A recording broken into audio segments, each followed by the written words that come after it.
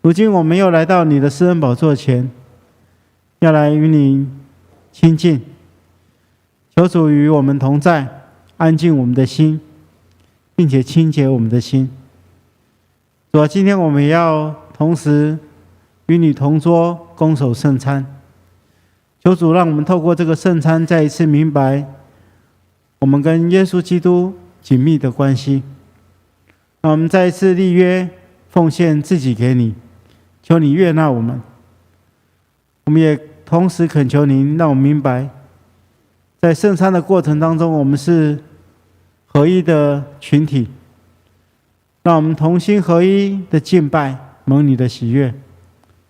主啊，我们也将今天的所有服事的同工交托仰望在你手中，无论是带领敬拜、施会、传讲信息，或者是协助我们与你同桌的这些同工们，都交托在主手中，求主赐福带领保守。也恳求主，你借着我们这个服事的团队来荣耀你的圣名。主啊，最近这几天台湾的疫情有一些变化，我们知道只有在你里面可以享受真实的平安。求主你看顾我们每一个人的心怀意念，并且保守在第一线防疫的这些人员，透过我们全民的一起合作，让疫情不至于扩散，让我们也领受你所赏赐真实的平安。我们将台湾的未来仰望在主手中，求主赐福带领保守。特别恳求您兴起台湾的众教会，让我们同心合意兴旺福音，来荣耀你的圣名。我们也将现在正处在疫情大大扩散的世界的各国交托在你手中，求你赐福保守眷顾，奉耶稣基督的名求，阿们。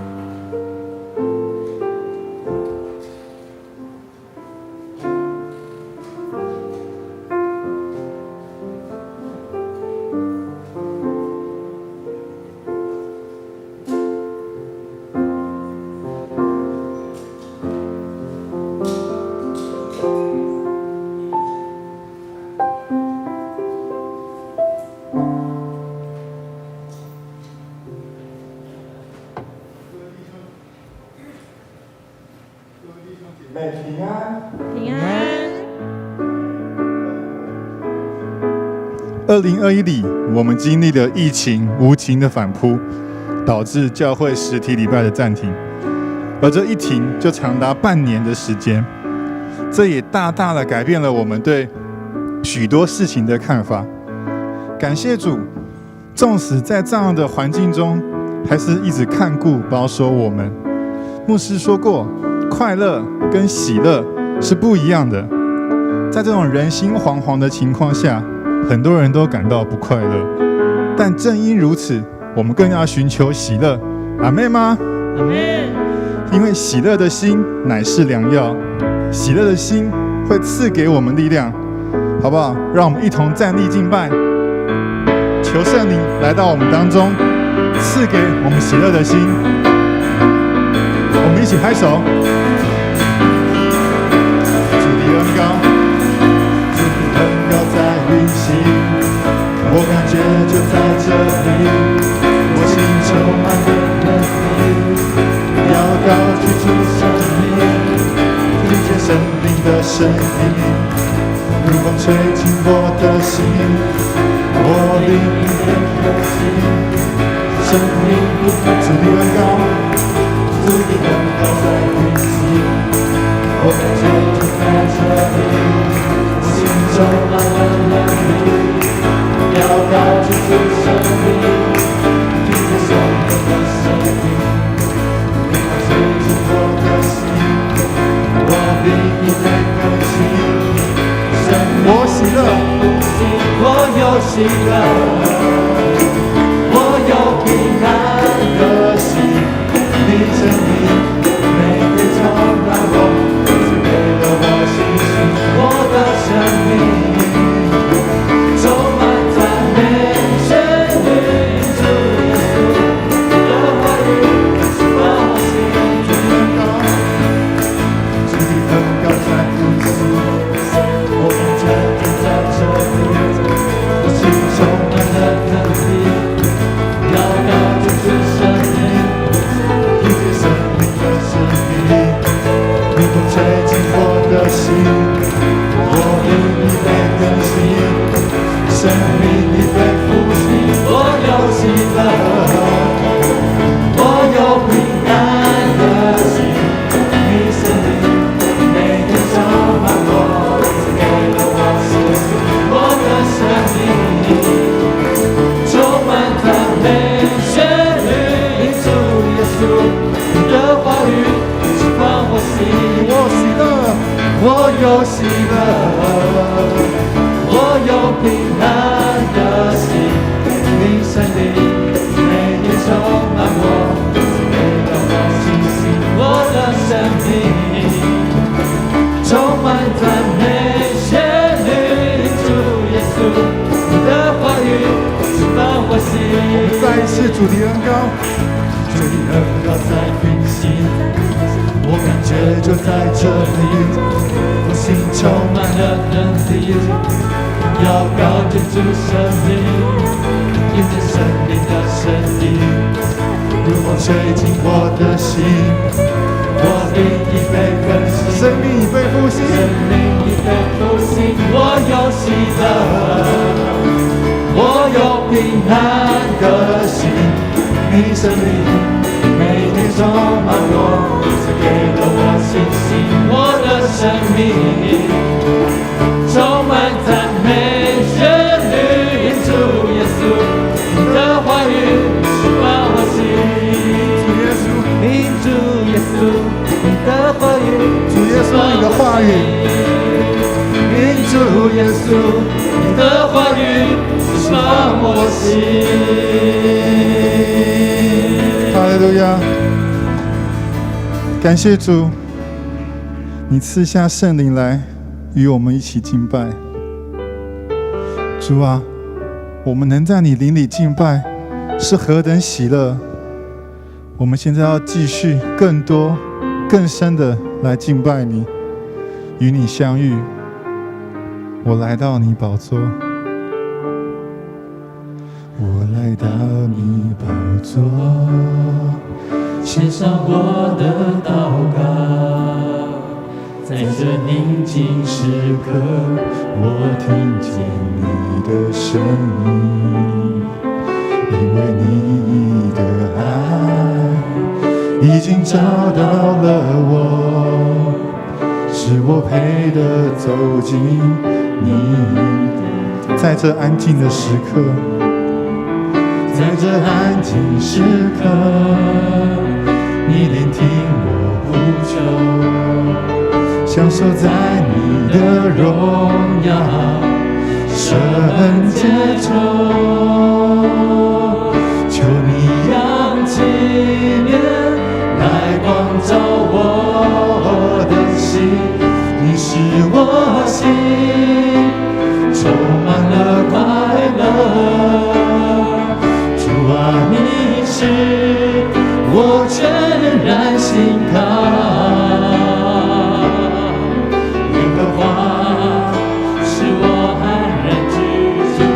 我来到你宝座，我来到你宝座，献上我的祷告，在这宁静时刻，我听见你的声音，因为你的爱已经找到了我，使我配得走进你的同在。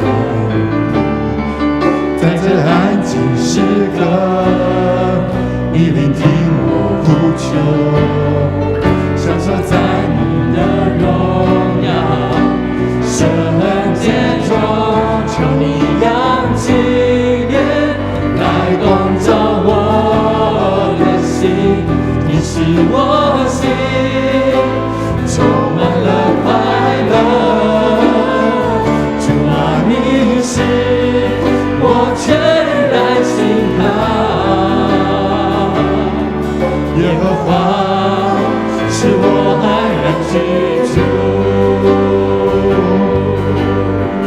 这段时间，让我们一起同声来祷告，来向上帝说话，好不好？我们一起开口同声。哈利路亚！是的，主，孩子们来到你的面前，主啊，我们来到你的面前祷告，主啊，求你垂听我们的祷告，扬起你的脸，让温暖的光照在我们的身上，我们可以透过祷告到你的宝座前。我是的，主，感谢你，感谢你，垂听我们的祷告，我们可以更多的来敬拜你。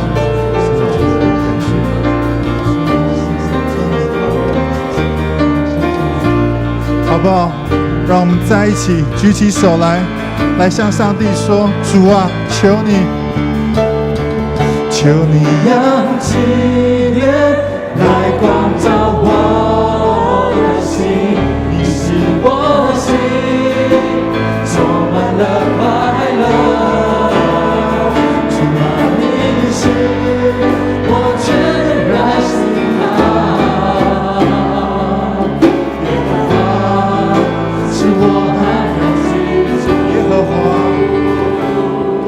耶和华是我安然居住。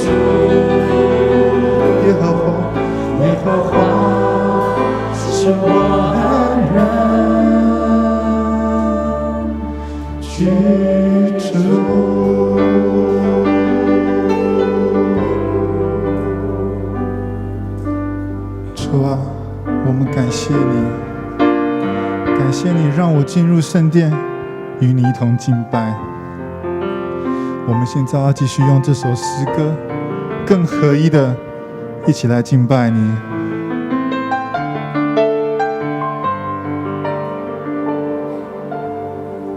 当我们合一，当我们合一，敬拜和祷告，神就开始动工在我们当中。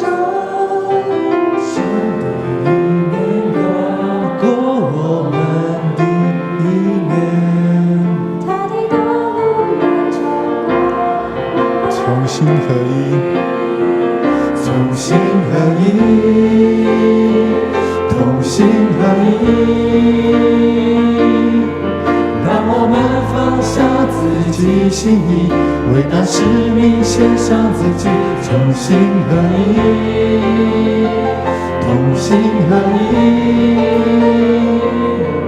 让我们先求神国合一，不分彼此，同心向前。这一段我们请弟兄先来唱。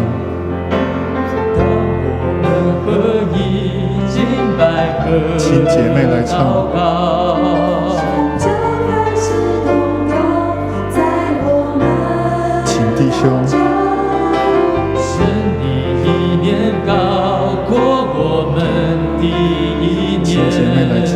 他的道路远超过我们。我们一起来向上帝说：同心合一，同心合一，让我们放下自己心意，为大使命献上自己。同心合一，同心合一，让我们先求神国合一，不分彼此，同心向前。让我们向这世界，向这世界为主发光，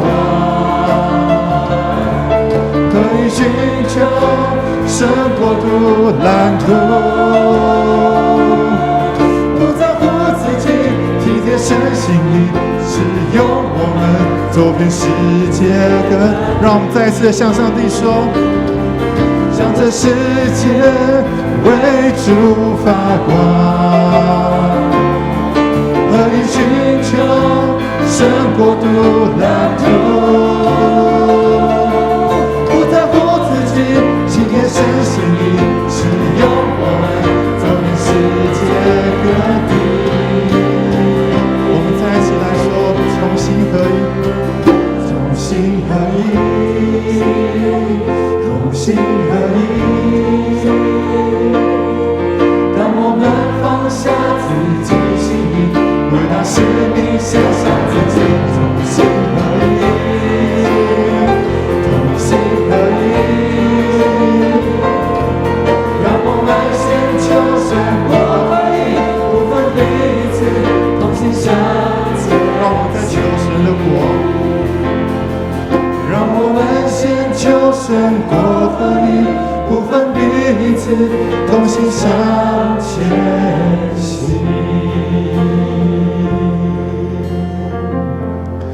亲爱的阿爸父，感谢你赐下温柔的灵，与我们一起敬拜。你知道我们是多么的爱你，但有时候我们会不小心把这个爱给划分了。你这样不是爱主的表现，我这样才是爱主的表现。但我们都忘了，只要我们承认耶稣基督是我们的救主，我们就都是他的儿女，我们就都是一家人。我们不要再分谁是属基督的，谁不是。求你让我们在今天牧师的讲道中可以得到反思。我们的祷告不完全，要用主你教我们的主祷文说：我们在天上的父，愿人都尊你的名为圣，愿你的国降临，愿你的旨意行在地上，如同行在天上。我们日用的饮食，今日赐给我们，免我们的债，如同我们免人的债。不叫我们遇见试探，救我们脱离凶恶。因为国度、权柄、荣耀，全是你的，直到永远。阿们。请坐。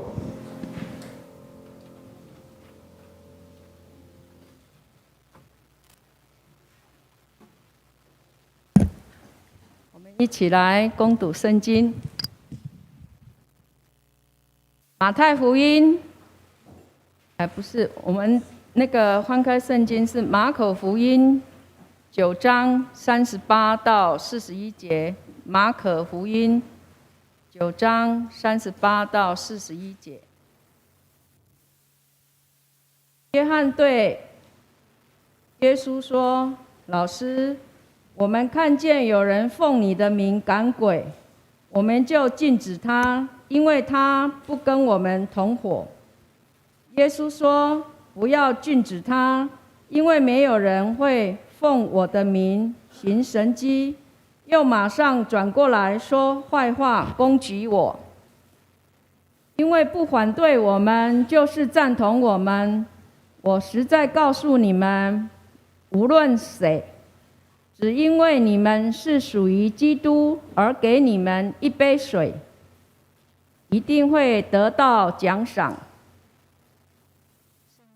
上信息，我们本堂的蔡主任牧师要讲的信息是雅各和约翰一排他分党 vs 接纳合一。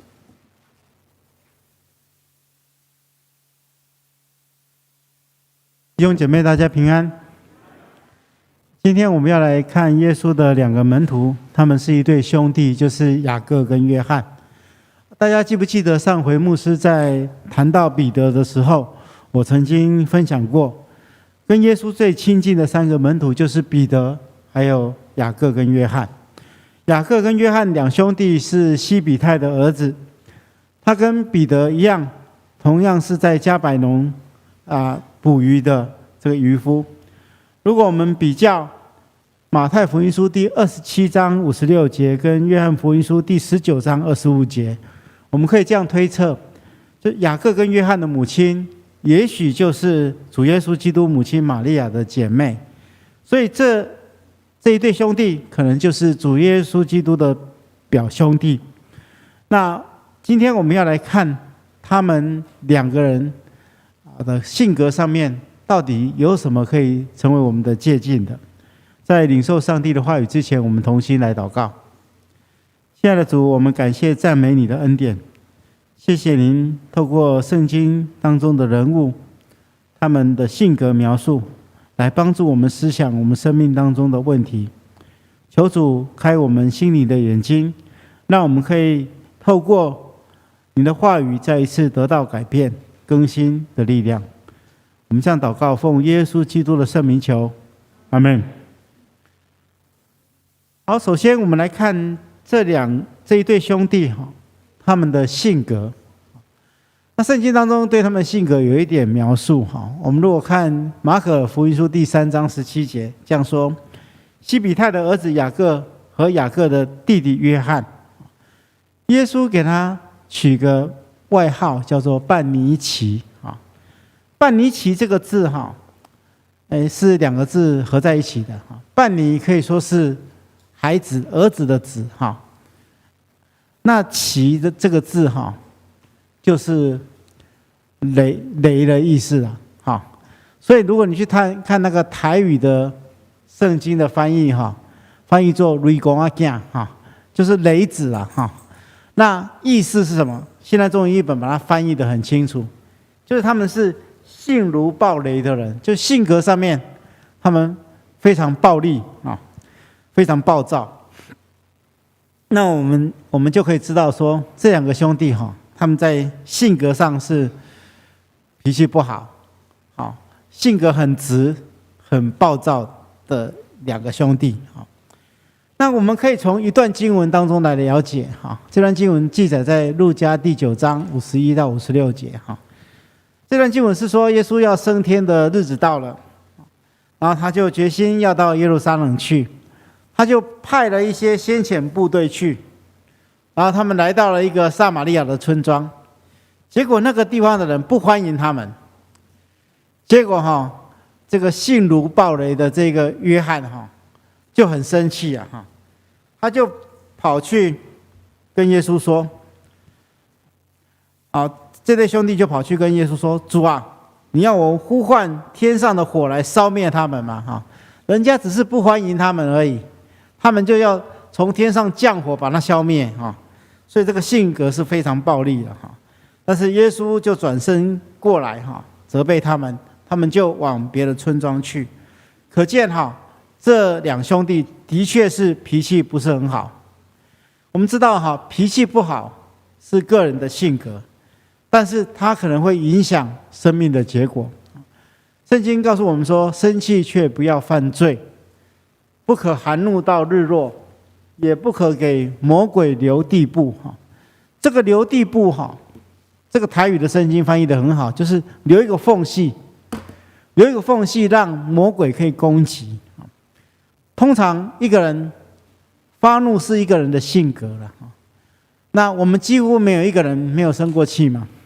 但是圣经告诉我们说，你生气要有所节制的，不可以因此而犯罪但是往往我们都知道，发怒会带给一个人许多的问题，让魔鬼有机可乘，可以趁着这个缝隙来攻击我们。那如果我们根据圣经我们发现整理起来，这两个兄弟他曾经因为他们的脾气犯下3个比较大的错误第一个就是因为他们性格暴力所以只要跟他不一样的，他们就排斥他，甚至他们会分党结派。第二个，他们因为个性上面比较自我，所以他们追求名利，争权夺位。第三个，他们对于那个伤害他们的，或是跟他们不欢迎他们的人他们往往寻求报复，不能宽恕所以这是他们性格上面所造成的问题。那这3个问题我们要分3个礼拜来看，因为这正是我们生命当中的问题之一。那我希望我们先从所读的经文来看他们的第一个问题，以及耶稣如何调整他们。我们首先来看今天的经文一开始，约翰来对耶稣说，他说：“老师，我们看见有人借着你的名赶鬼，我们就禁止他，因为他不跟我们同伙。”所以约翰看到有一个人，他不是他们这一群人当中，不是12使徒之一的，可能也没有跟随耶稣，可是他借着耶稣基督的名来赶鬼，来帮助别人把鬼赶走。所以约翰就觉得说，这不对你这个怎么打着我们耶稣基督的招牌在外面这样子奉他的名赶鬼不行，所以他就禁止他。那他认为这不是我们这一伙的，不是我们这一派的，所以不应该享受跟我们同党的权利，所以他的心胸是非常狭窄的。可是耶稣基督却不这样想。我们看耶稣基督怎么回答他，他说：“不要禁止他，因为没有人会借着我的名行神迹，又马上转过来说坏话攻击我，因为不反对我们的，就是赞同我们的。”耶稣表现一种比较宽容的态度，他认为这个奉他的名赶鬼的人，既然主动奉他的名行神迹，就不可能反对耶稣，所以他们不应该被禁止，因为他替人家赶鬼也是一种服事不应该被认为是反对他们的人。所以耶稣告诉他们说，我们不应该排斥，反倒是要接纳。事实上我们知道耶稣真正所做的比这个还多了。耶稣不单单是接纳这些不反对他的人，甚至连反对他的人，我们这些罪人，耶稣基督都接纳我们。所以我们要学习一个功课，就是要把排斥转为接纳。我们一般人总是喜欢跟我们自己比较情投意合的人在一起这当然没有错。可是如果我们稍微不注意，就有可能演变成排斥他人。我记得我在读大学的时候我们同一个年级的团契里面同一个年级的人都很好感情真的很好，结果造成其他的人没有办法打入我们这个团体我们后来快到4年级的时候才发现说怎么我们这个都是我们这一群人在一起而已，我们好像忽略了学弟学妹的带领眼看着我们要毕业了，这个团契里面的这些学弟学妹们人数都很少就是因为我们感情太好，造成对别人的排斥所以我们要注意这一点我们感情很好很好，但是还是要学习去接纳别人。我们要知道教会生活当中有一件事情非常重要，就是要彼此接纳，因为我们都是来自于不同的成长背景，在不同的生活经验，而且有不同的价值观念，所以我们常常会有一些不同的想法跟做法，但是因为耶稣基督的爱，我们学习彼此接纳，因为我们共同的信仰，我们成为一家人。所以我们看到保罗怎么劝勉，保罗说，所以你们要彼此接纳，如同基督接纳你们一样，使荣耀归于上帝。保罗说我们都是罪人，那罪人上帝都愿意接纳我们，基督都愿意接纳我们，所以我们更应该要彼此的接纳。虽然我们知道要学习接纳，但是一开始我们对于一个软弱的个人来说要去接纳别人有时候会比较困难，所以我们必须要学习所以牧师提供以下的几种方法跟大家共同来学习。首先我们要接纳别人，我们心里要做一个建设，就是我们对人性的认识要正确。很多人来到教会他都会带着一个完美跟理想去看教会当中的每一件事跟每一个人，他会期待看到一个跟社会不一样完美的教会。教会当中的每一个人都应该很完美，都应该有耶稣基督的样式。但是如果我们用这样的高标准来审视教会的时候，我们往往都会失望。就像我还没有去读神学院的时候，我常常对神学院的生活有一点点幻想。我认为说，那时候我需要去读神学院之前，我认为神学院应该是一个非常神圣的地方，那所有的神学生都应该非常圣洁，非常属灵。那早上天还没亮的时候，教堂的钟声就响了，大家就穿着整齐，然后到圣殿里面去敬拜赞美上帝，然后彼此都是非常谦让，然后彼此非常好。后来我去读神学院之后，我才发现其实很多神学生都跟我一样很软弱，跟我所想的不太一样。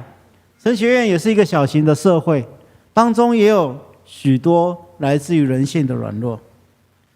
教会也是一样，教会有人说教会是一群罪人的集合，但是我认为教会是一群知道自己有罪，但是不断跟自己罪恶的本性在对抗的人的集合。所以牧师是认为说，教会既然是罪人的集合，所以教会当中一定会有一些软弱的人，但不是因为这样教会就可以容忍罪恶的事。大家都要尽力去学习耶稣基督的样式，但是我们千万不要用太理想的标准去看待教会或是教会里面的人。牧师期待我们心态要转变，我们要用一个高的标准来要求自己，但是对于别人我们要有比较宽容的心。相对的，我们应该专注于人的优点而不是缺点，因为每一个人都有好有坏，我们就多看这些人的优点。要接纳别人，我们本身就要用正向的思考来判断每一个人，也就是我们要多去欣赏人的优点。只要我们对人性的看法正确，那我们就比较能够接纳在教会当中人的软弱。那第二个事情也是很重要，在教会当中有一件事情很容易造成教会的互相排斥，不能彼此接纳。这个最大的问题是什么？是在于教会里面出现了论断这件事情。一旦有了论断在教会当中发生，就很容易造成教会当中彼此的排斥。耶稣说：“你们不要论断人，上帝就不审断你们。你们怎样论断人，上帝也要照样审断你们。你们用什么量器来量，上帝也要用同样的量器量给你们。”在传统犹太人，他们认为上帝对人的审判标准有2个秤，2个砝码，一个是公义的，一个是审判的，另外一个是怜悯的，是宽容的。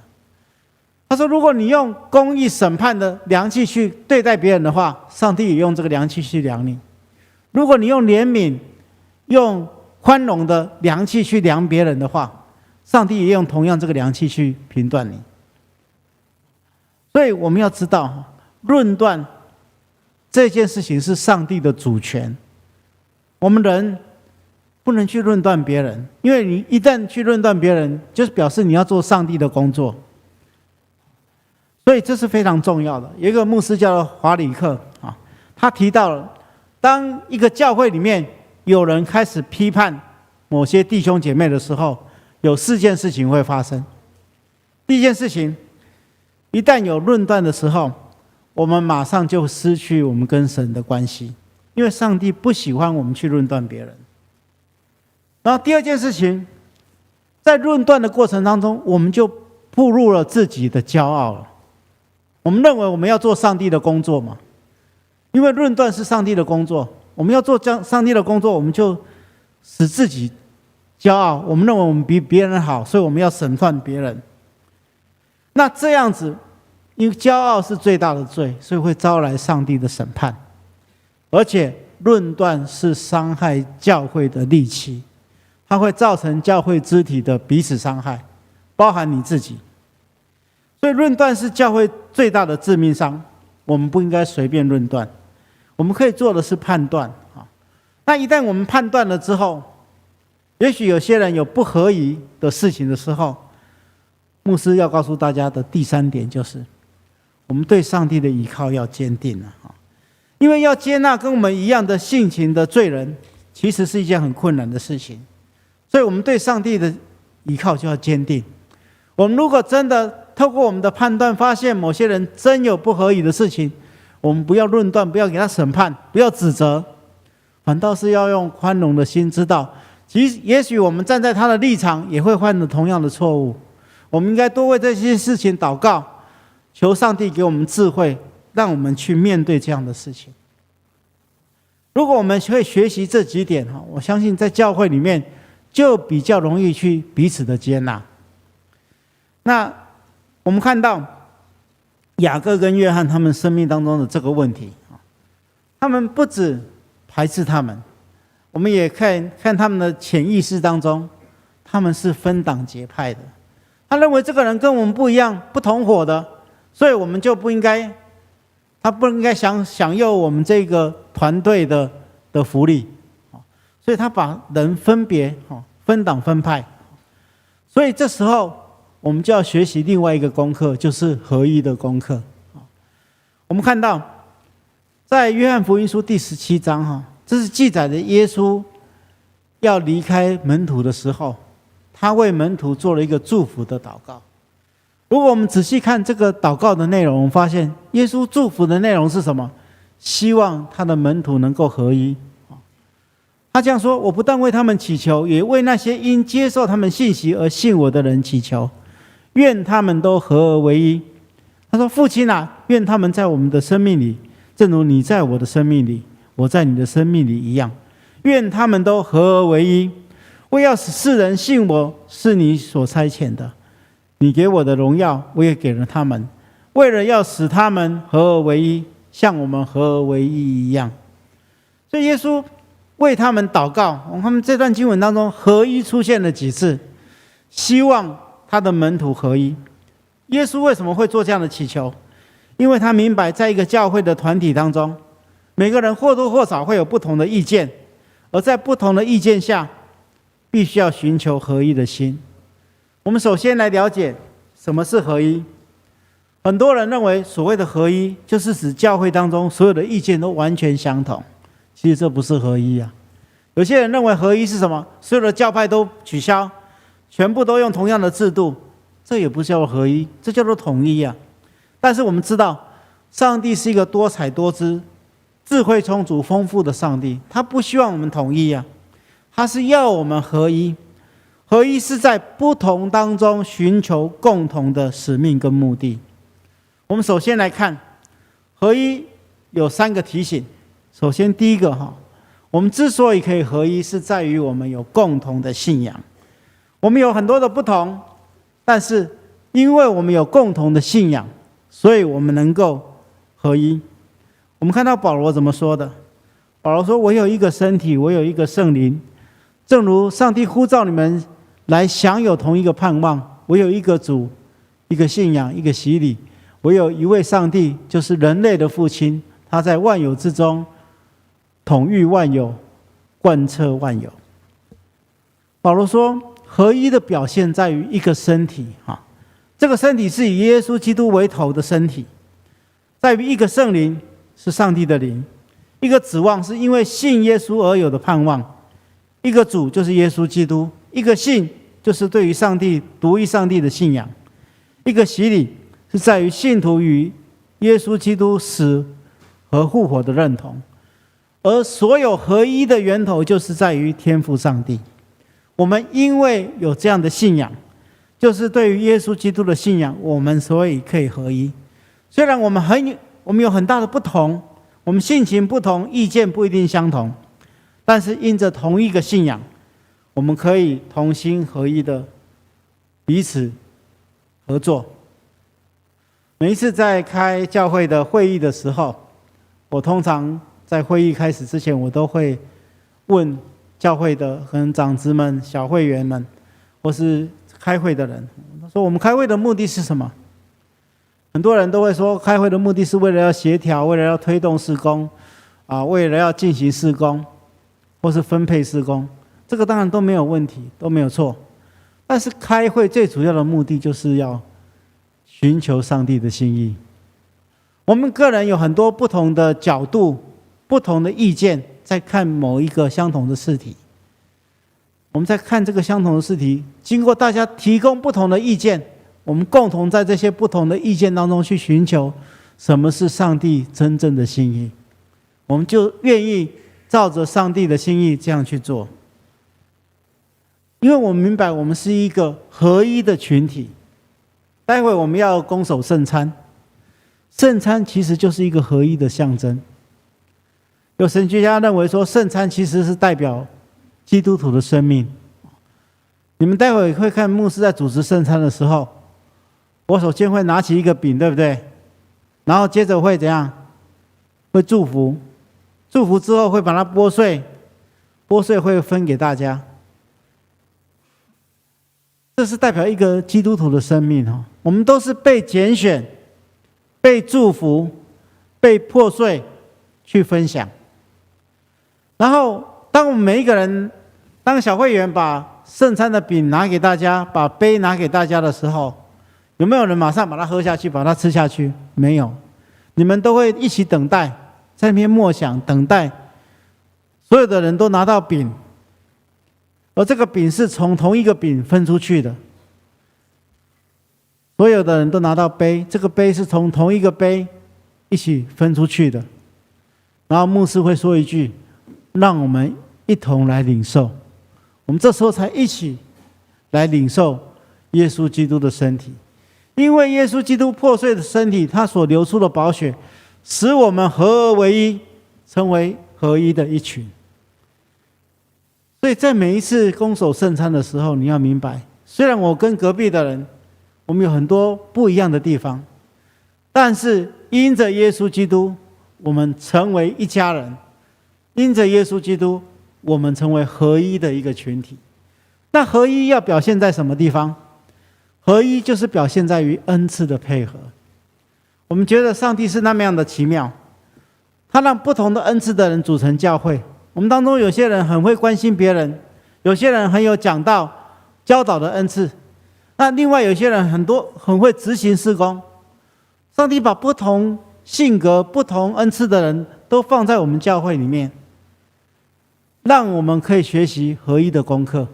就像保罗在哥林多前书跟以弗所书当中都说，他说人的身体就好像一个教会的群体一样，教会当中有人像眼睛，有人像耳朵，有人像手，有人像脚，每个人的功能都不一样，但是都愿意服膺于基督就是头的指挥，身体的各部门就能够合作。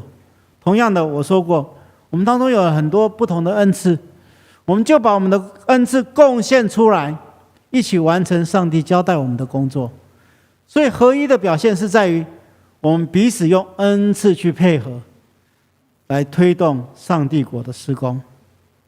最后牧师要跟大家讲的，如果我们愿意合一的话，合一的见证会带来奇妙的恩典，这样的教会就可以成为祝福人、荣耀神的教会。我们一定要像耶稣基督为他的门徒祷告一样，我们时常为双连教会祷告，让双连教会能够真正成为合一的教会，让我们一起做美好的事来荣耀上帝。愿上帝亲自赐福我们，我们同心来祷告。亲爱的主，我们感谢你的恩典，谢谢您透过你的话语再一次来激励我们，更新我们。主啊，我们都是非常自我、非常自私的人，但是主，你教导我们学习要去接纳，要去合一。求主让我们在接纳跟合一的功课上，学习主耶稣基督所做的一切，让我们成为一个美好的见证，来荣耀你的圣名。奉耶稣基督的名祷告，阿们。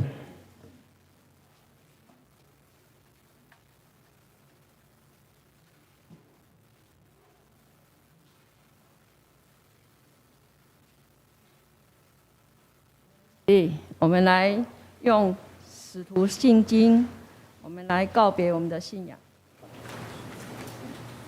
我信上帝，全能的父，创造天地的主。我信我主耶稣基督，上帝的独生子，因圣灵感孕，由蒙圣女玛利亚所生，在本丢比拉多手下受难，被钉在十字架上，受死埋葬，将在阴间第三天从死人中复活，升天，坐在全能父上帝的右边，将那地从那南降临，审判活人死人。我信圣灵，我信圣的公主教会，我信圣徒相通，我信罪的赦免，我信身体复活，我信永生。阿门。请坐。我们要来守圣餐。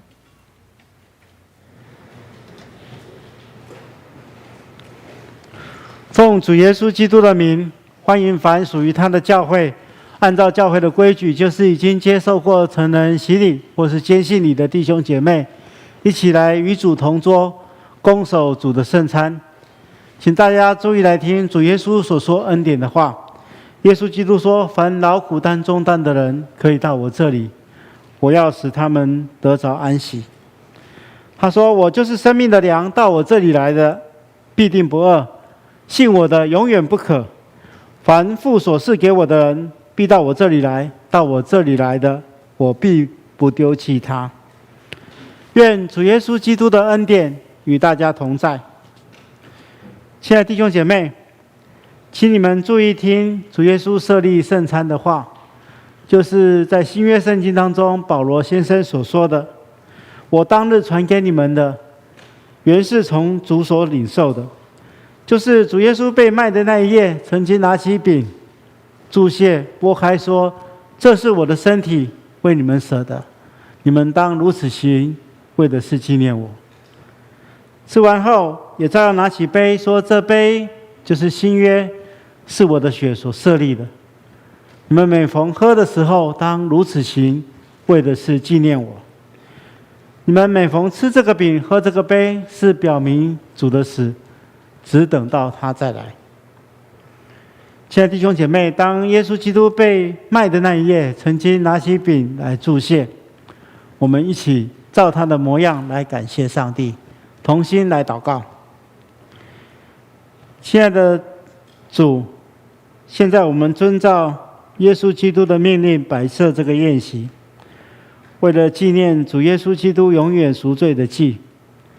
主，我们谦卑恳求您差遣圣灵将我们分别为圣，又分别这些摆在你面前的饼跟葡萄汁为圣，让我们接受这些，借着我们的信心分享你的身体和宝血，也因着你恩典的帮助，使我们在灵里得着培育，也在你的恩典当中不断成长，用我们的生命来荣耀你的圣名。奉耶稣基督的名祷告，阿们。主耶稣说：“这是我的身体，为你们舍的，你们当如此行，为的是纪念我。”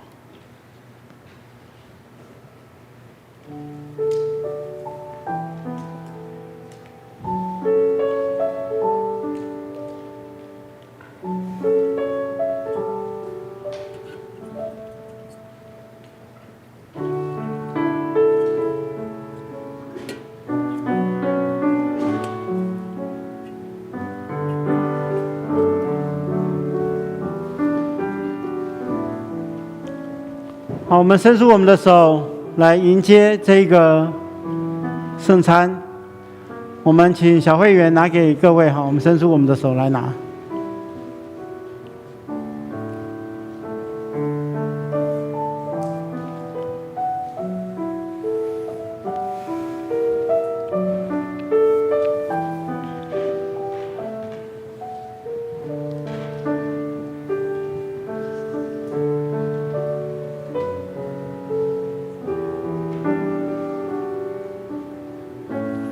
楼上的朋友，如果你要拱手圣餐的话，请你到楼下来。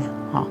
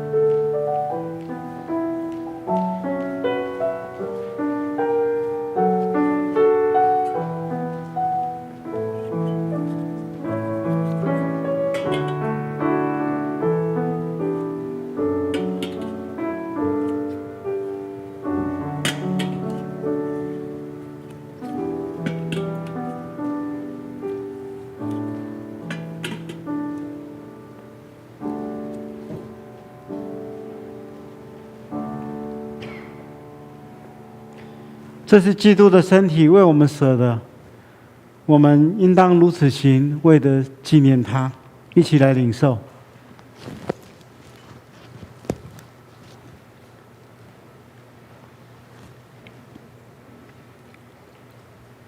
主耶稣说：“这个杯是新约，是用我的血所设立的。你们每逢喝的时候，当如此行，为的是纪念我。”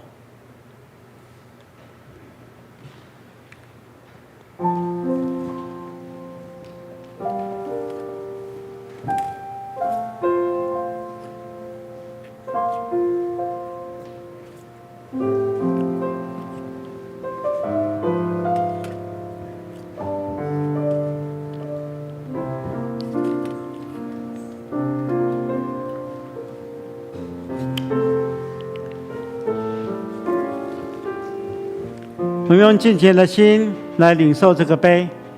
我们拿到这个杯之后，在心里默祷，这是主耶稣基督的宝血为我们流出，为要洗净我们的罪。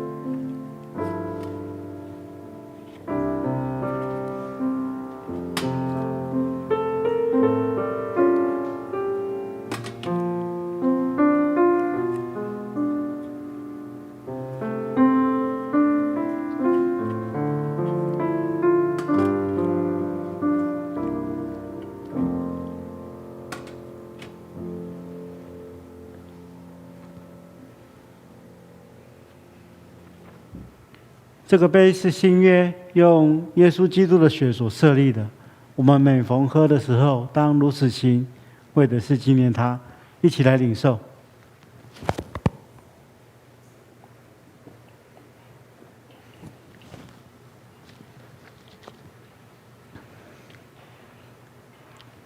你们每逢吃这个饼、喝这个杯，是表明主的死，只等到他再来。愿主耶稣基督的恩典与你们同在，我们同心来感谢。亲爱的主，我们感谢赞美你。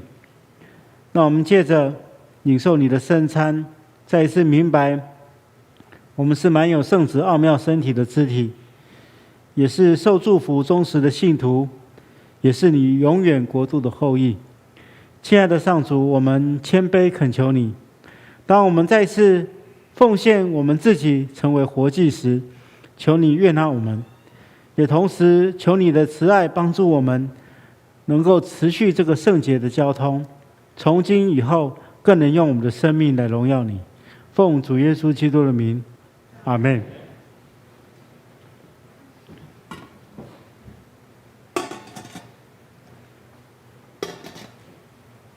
备心来奉献。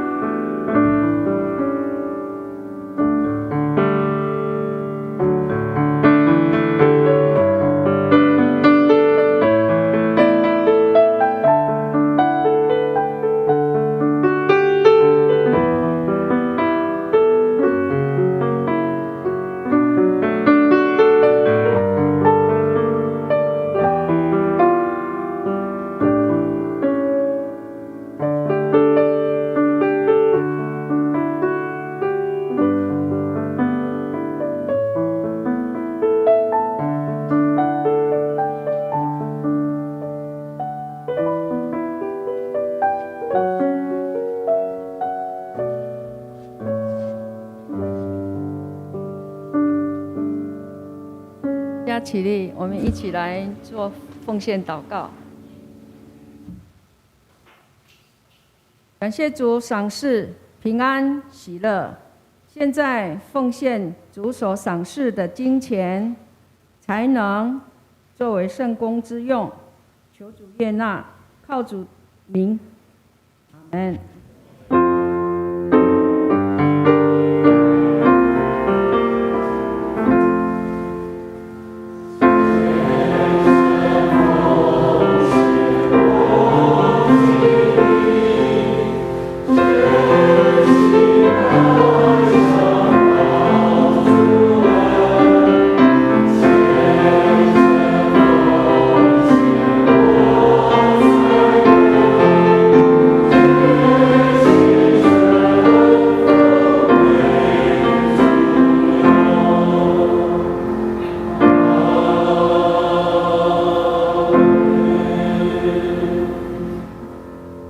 请坐。报告，请翻开那个周报第4页。本主日是总会所定的国内外宣道奉献主日，呼吁兄姐共同为总会宣道委员会所推动的各项传道事工关心、参与、代祷及奉献。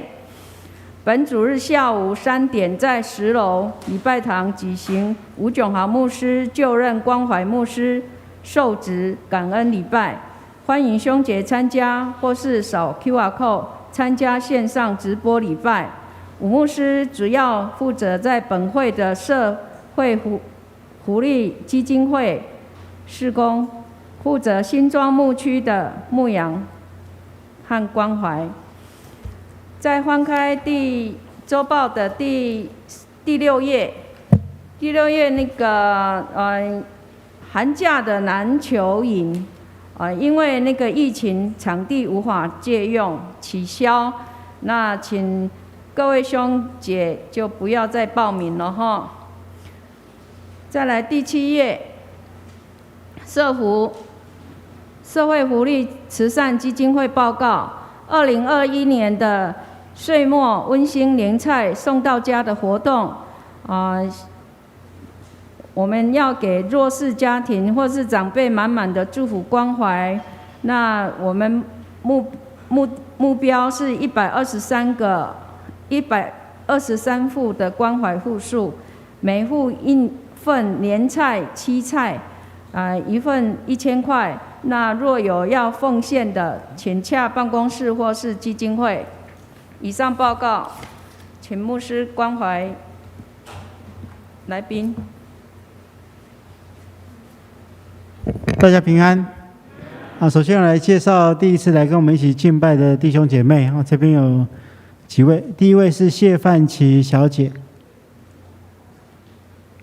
在这边，好，我们拍手欢迎她。第二位是沈心怡小姐。好，在这边欢迎她。不知道其他有没有第一次来跟我们一起敬拜的弟兄姐妹，没有介绍到的。好，那欢迎这些贵宾，待会可以到我们的贵宾室，让我们做进一步的接待跟介绍。那牧师简单的补充报告，在我们的我们外面都有周报，大家可以拿取。如果你不需要纸本的周报，你可以扫那个 QR code 因为我们现在在推动无纸化比较环保但是如果你需要那个我们讲道篇的那个大纲的另外有印你可以拿这个讲道篇的大纲，可以帮助大家来专心于上帝的话。那这是牧师的补充报告那这时候我们一起起立来唱祝福的歌。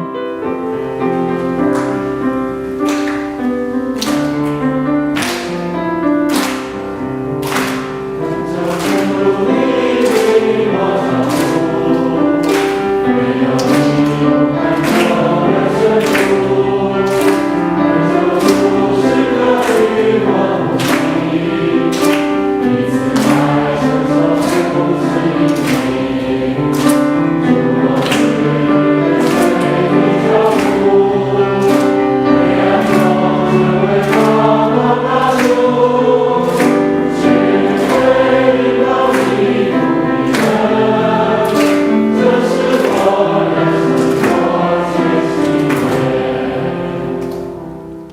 愿主耶稣基督的恩典、天父上帝的慈爱、圣灵的感动、扶持与相通，与你们同在，直到永远。